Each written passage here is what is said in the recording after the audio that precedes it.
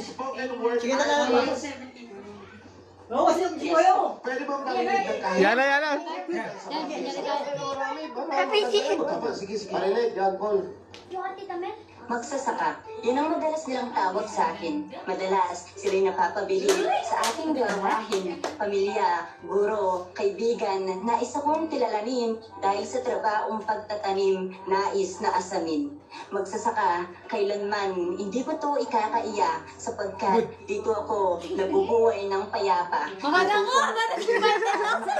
kapwa, higit sa lahat sa aking pamilya. Sapagkat buhay naming magsasaka tunay na maaasaan dahil sa bisig namin nang gagaling ang pagkain ng bayan, nagtatrabaho sa bukid para sa mamamayan, sakripisyo't pagpapagod. Baka ibay yan.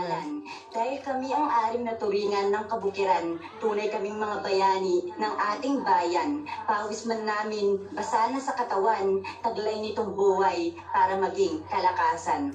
Marahil, sa isipan namin ito'y ibubuhos. Wala kaming pakialam, boses may mapaos. Pagtatanim ng palay, kailanman di mauubos, sapagkat ito'y biyaya galing sa Diyos. Good. Yay!